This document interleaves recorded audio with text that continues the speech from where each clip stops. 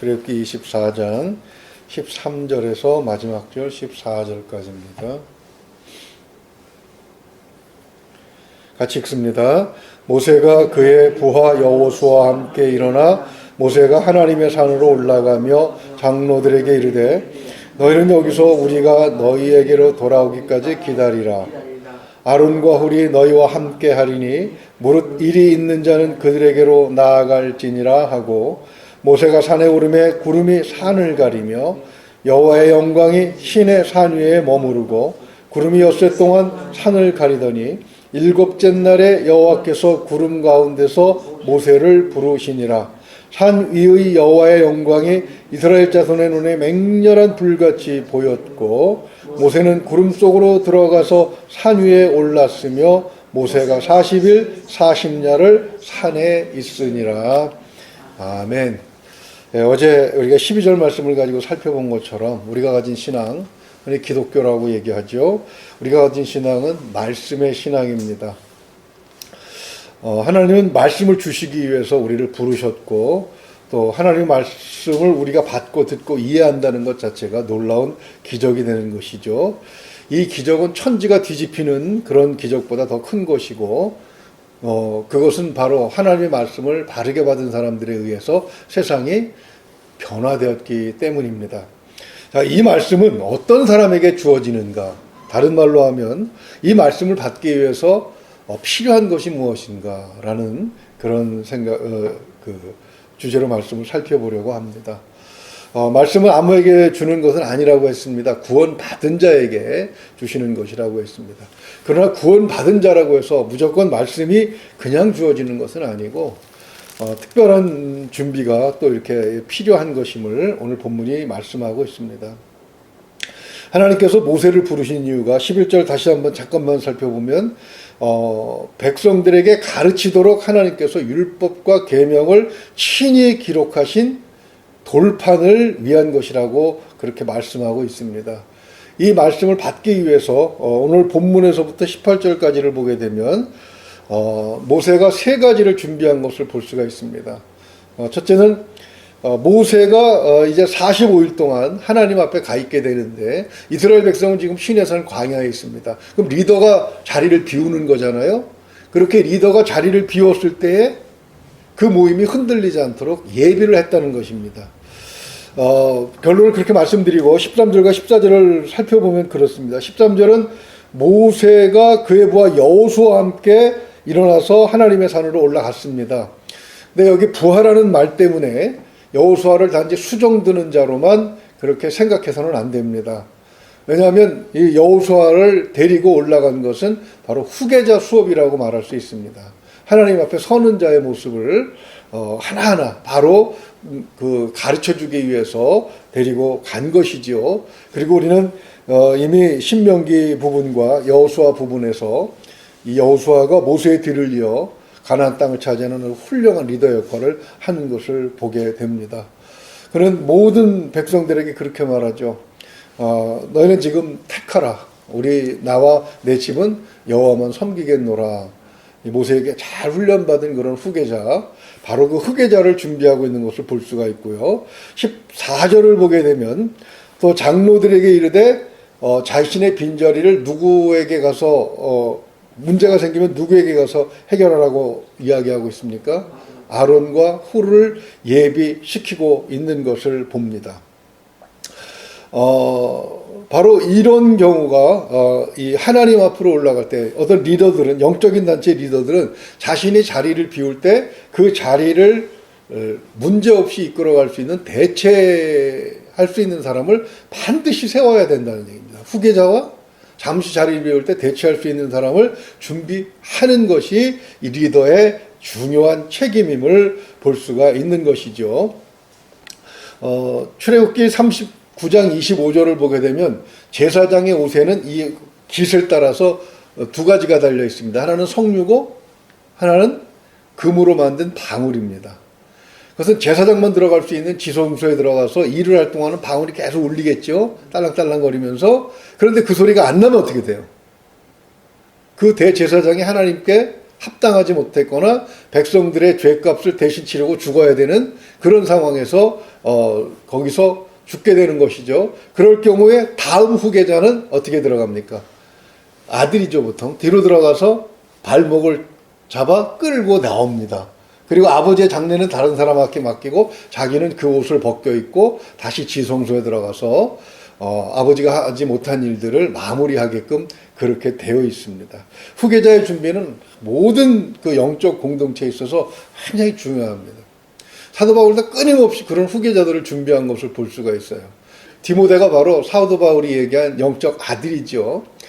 우리가 흔히 착각하는 것이 있는데 교회는 하나님께서 운영하는 것이기 때문에 내가 아무런 대책 없이 그냥 무슨 일을 해도 하나님께서 내가 하신 것보다 더 잘할 것이다 라고 생각을 한다는 것입니다. 이것은 굉장한 착각입니다. 물론 교회가 머리 되시는 분이 그리스도이시고 또 하나님께서 천국의 모형으로 세워주신 것이기 때문에 하나님의 뜻 가운데 운영되어야 하지만 그러나 분명한 것은 하나님께서 사람에게 그것을 맡기셨다는 사실을 잊어서는 안 되는 것이죠. 그리고 하나님께서 사람에게 그것을 맡기실 때 성경이 말씀하시는 것은 자유인으로 책임지는 자로 다시 말해서 로봇이나 무슨 노예처럼 그렇게 여기신 것이 아니라 하나님의 친구로 하나님의 동역자로 대우해 주신다는 것입니다. 그러니까 그런 정도의 영역을 맡겨주셨다는 사실을 가지고 여기 모세가 45일 동안 자리를 비우면서 아론과 훌에게 14절 말씀처럼 자기가 자리를 비웠어도 그 공동체에 문제가 생기지 않도록 예비하고 있는 것을 우리는 봐야 되죠. 이 많은 교회가 목회자의 후임 문제로 흔들리는 것을 봅니다. 준비도 안 해두고 다윗 목사가 갑자기 소천하는 바람에 이 교회가 막 잘 운영돼 가던 교회가 그 풍비박산 나는 경우를 제가 본 적이 있습니다. 또 후임 선정에 애를 먹는 그런 교회들도 봅니다. 미리 준비가 안 돼 있어서. 근데 준비는 목회자만 하는 것이 아니라 성도들도 같이 해야 되죠. 영원한 사람은 없습니다. 어떤 목회자가 그 교회를 영원히 감당해 나갈 수가 있겠습니까? 나에게 대해서 신체 기능이 떨어지고 또 하나님께서 이만큼 알만하면 됐다. 그리고 부르실 때는 놓고 가야 되죠. 바로 그것을 예비해서 모세처럼 항상 자신의 부재시에 하나님께서 어느 날 갑자기 부르시더라도 이 하나님의 공동체는 전혀 문제가 없도록 그것을 예비하고 널 위해서 기도로 준비하는 것이 굉장히 중요합니다. 그런데 가끔 이것이 성도님들한테 오해가 돼요. 저 사람이 어디 좋은 데 가려고 저러진 않나? 그렇게 오해를 하는데 이게 참 문제인 것 같습니다. 성도는 하나님 앞에 홀로 서야 하는 그런 시간이 꼭 필요합니다. 목회자가 그런 시간들을 좀 가져야 뭐라 그럴까요? 오랫동안 목회를 하면서 빈 공간, 그죠? 목회자도 사람이기 때문에 쏟아내기만 하면은 탈진할 수가 있습니다. 그럴 때 그 빈 공간을 하나님의 말씀으로 하나님의 영역으로 다시 채워야 되는데 하나님의 은혜 없이 그 빈 공간을 사람의 수단이나 세속적인 그런 방법들로 채우게 되면 교회가 하나님의 교회가 아니라 십자가만 다루는 세속적인 모임이 될 수도 있기 때문에 굉장히 중요한 문제죠. 항상 기도하면서 이 모세가 보여준 이 모습을 우리는 생각을 해야 됩니다. 목회자만 준비할 게 아니라 성도들도 그렇게 훈련이 돼야 되는 거죠. 이 훈련이 잘 된 교회들은 목회자가 잠시 자리를 비거나 후계자가 바뀌거나 전혀 흔들림이 없더라고요. 그런 교회들은 항상 받은 은혜를 그대로 간직하면서 교회가 세워진 그곳에서의 사명, 영혼 구원의 사명을 잘 감당하는 것을 볼 수가 있습니다. 성경의 기초에서 하게 된 것이죠. 성도들이 준비가 되지 못하면 공과 사를 구분하지 못해서 시험에 들기도 합니다. 우리 한국 사람에게 뭐가 있습니까? 그놈의 정 때문에 라는 말이 있잖아요. 그죠? 그래서 교단 헌법에 따라서 이제 목회자가 은퇴를 하게 되면 당연히 후임 목사님과 함께 또 교회를 정은 정이고 공은 공이고 사는 사지요. 그렇게 일을 해나가야 되는데 어떤 분들은 그러질 못해서 전임과 후임 목회자를 계속 비교하고 비난하면서 교회에 쓸데없는 이야기들을 돌게 만들고 새로 오신 분이 일하기 어렵게 만드는 그런 경우를 보기도 합니다. 아론과 훌은 훌륭한 사람들은 안 됐어요. 이스라엘 백성이 준비가 안 됐기 때문에 이 본문 24장 18절 이후와 시간적으로 연결되는 것이 32장입니다. 32장 1절을 보게 되면 백성이 모세가 산에서 내려오미 더딤을 보고 모여 백성이 아론에게 이르러 말하되 일어나라. 우리를 위하여 우리를 인도할 신을 만들라. 이 모세 곧 우리를 애굽 땅에서 인도해낸 사람은 어찌 되었는지 알지 못함이니라. 오늘 본문에 보게 되면 하나님의 영광을 17절 보았습니다. 그럼에도 불구하고 불과 45일이 안 돼서 그들은 그것을 까맣게 잃어버리고 어떻습니까? 아론과 훌에게 그들이 원하는 우상을 만들려고 강요하고 있는 거죠.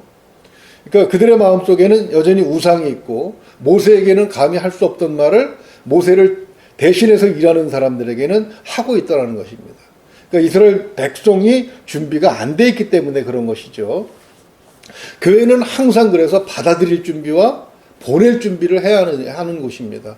사도행전 13장 2절을 보게 되면 주를 섬겨 금식할 때에 성령에 이르시되 내가 불러 시키는 일을 위하여 바나바와 사울을 따로 세우라 하시니 이렇게 말씀하시죠. 바나바와 사울이 안디옥 교회, 이 초대 안디옥 교회에서 사역하면서 얼마나 아름다운 교회였습니까? 성도들이 서로 사랑하는 그런 향기가 그 지역을 온통 감동시키는 바람에 그리스도인이라는 이름을 여기서 얻게 되잖아요. 13장 1절을 보게 되면 이방인들뿐만 아니라 신분이 다른 사람들, 심지어는 헤로데의 그 친척까지도, 헤로데의 신하까지도 그 교회에 소속되어서 신분과 이런 남녀 성별 뭐 이런 거에 상관없이 참 아름다운 교제가 이루어진 교회였습니다. 그런데 성령께서 바나바와 바울을 더 큰 일을 하시도록 그렇게 구분해서 보내라 할 때 교회는 아낌없이 그들을 위해서 기도하고 보낸 것을 볼 수가 있습니다. 주의 일을 위해 사랑하는 사람들 기도하면서 기쁨으로 헤어질 수도 있는 것, 그것이 바로 교회여야 하는 것이죠. 또 15절과 16절을 보게 되면 두 번째로 모세가 하나님을 만나기 전에 준비하는 단계를 가지는 것을 볼 수가 있습니다. 모세가 산에 오르매 구름이 산을 가리며 15절에 그렇게 되어 있죠. 구름과 모세가 하나님과 모세 사이를 이렇게 경계선처럼 가로막고 있다는 것으로 문맥을 통해서 해석할 수가 있겠습니다.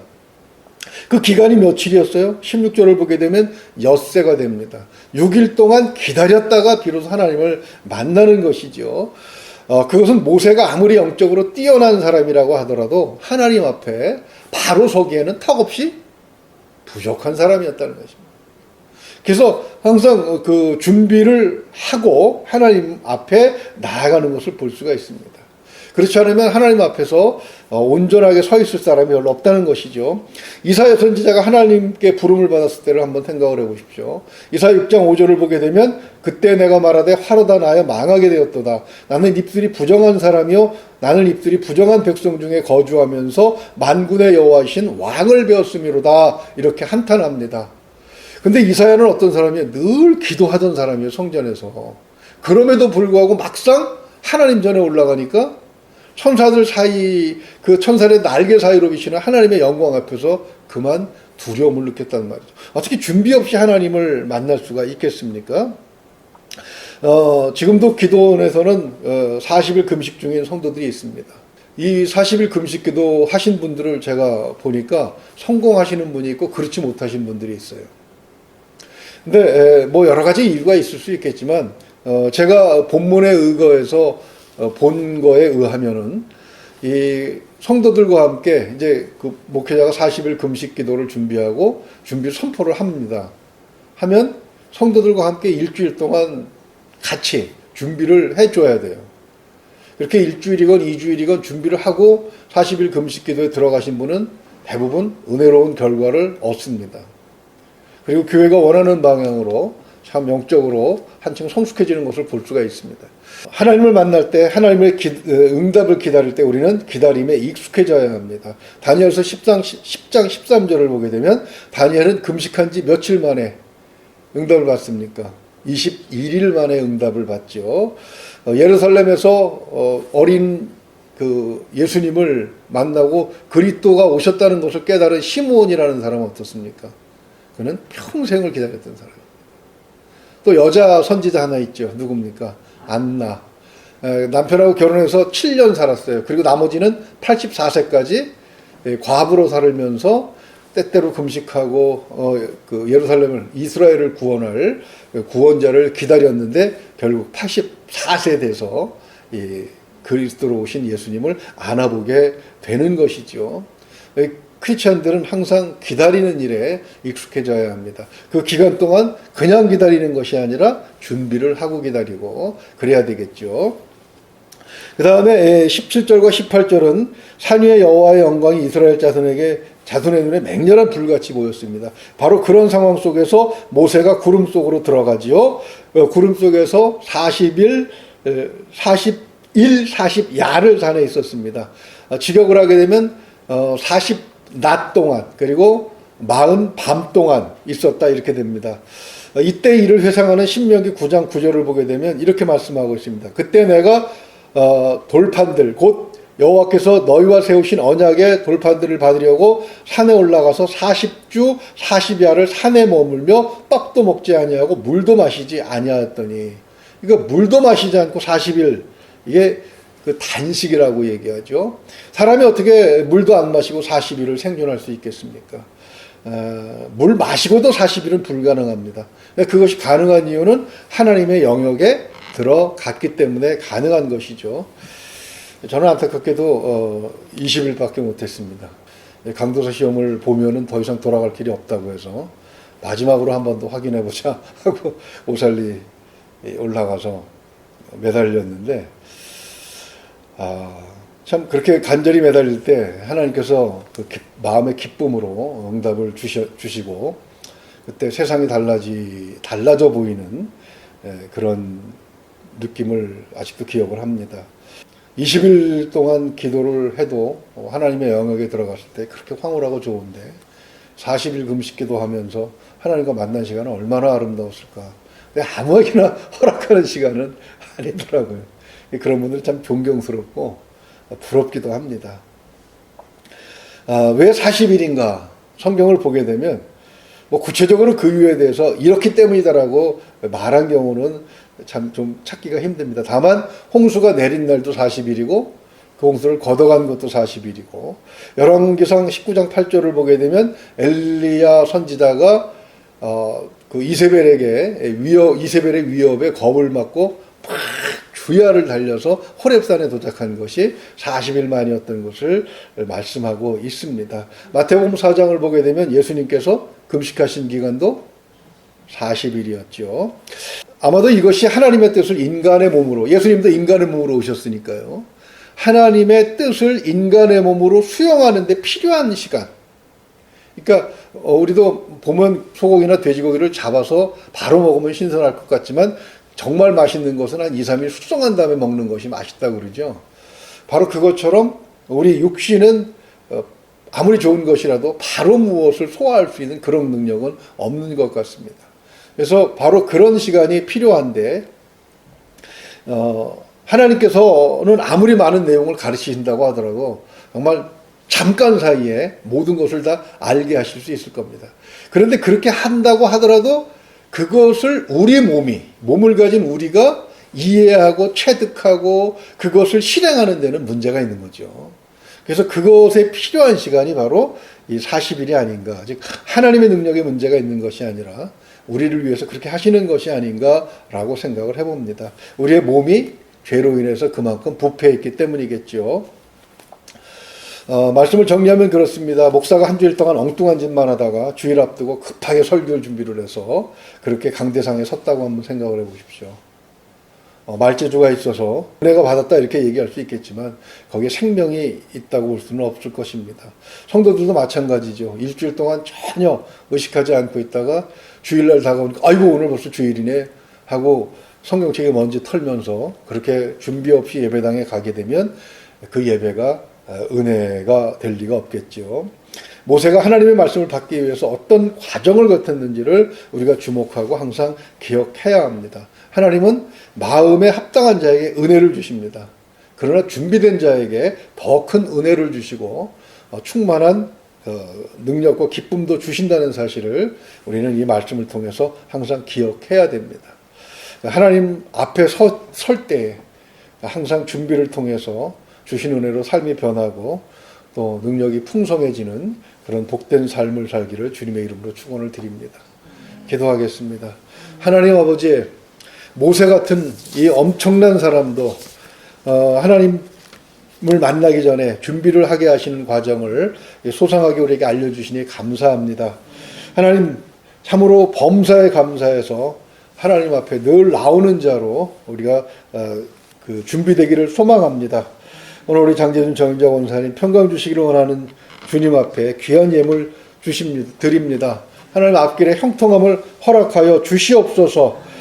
늘 그 가정이 하나님께 찬양하며 영광 돌리는 그런 온 가족 될 수 있도록 하나님 도와주시옵소서. 늘 마음으로 준비하고 물질로 준비하고 기도로 준비하고 있사오니 하나님 영광을 보여주시옵소서. 우리 모두가 그런 영광을 얻기를 소망합니다. 그런 영광 가운데 들어가기를 소망합니다. 항상 하나님 앞에 설 준비가 되어 있는 자로 살게 하여 주시옵소서. 형통케 하시는 하나님의 은혜가 오늘도 함께 하시길 원하오며 우리 주 예수 그리스도 이름으로 감사하며 기도하옵나이다. 아멘.